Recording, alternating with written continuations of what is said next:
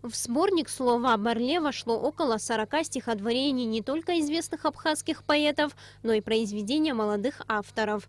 Все они посвящены первому президенту Абхазии Владиславу Ардзинба.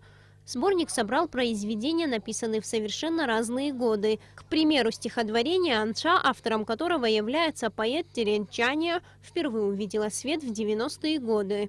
Еще одно произведение молодой девушки Камилы Делба было написано только несколько лет назад.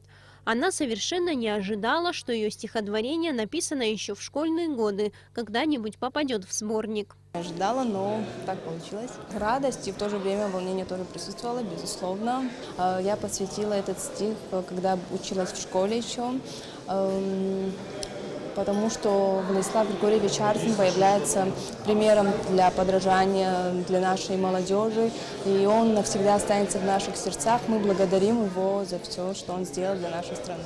Работа над сборником шла не так долго. Книга была подготовлена сотрудниками кабинета абхазского языка имени Владимира Анкваб, Ахра Анкваб и Иналом Гицпа. Стихи молодых поэтов, вошедшие в сборник, ранее были напечатаны в различных журналах и газетах. Наш сборник «Ашауарденаз Ажа» – это слово о Барле, включил свыше 40 поэтических произведений, свыше 40. Это начиная, значит, с народного поэта Мушния Ласурия, а также и другие поэты, например, как народный поэт Рушби Смыр, 3 великолепных стиха. Что самое интересное, туда вошли, значит, произведения студентов. Студенты Абхазского государственного университета прочитали свои произведения, вошедшие в сборник. В основном они были написаны еще в школьное время.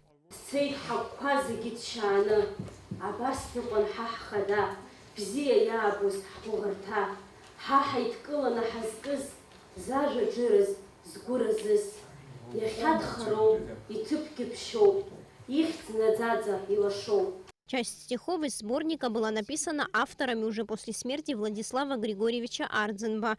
Это произведения поэтов Владимира Зантария, Рушби Смыр, Ивана Мика и многих других. Названия стихотворений, к примеру, Апыза, Апсха, Анча, Ацейлаша, говорят о том, насколько велика роль первого президента Абхазии Владислава Ардзинба для всего абхазского народа.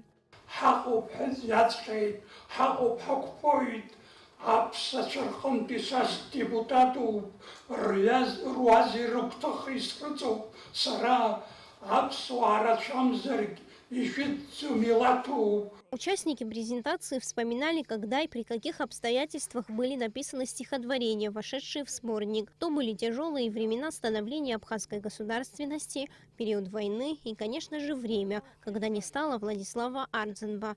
Зария Смыр, Ильдар Дамиров. Абхазское телевидение.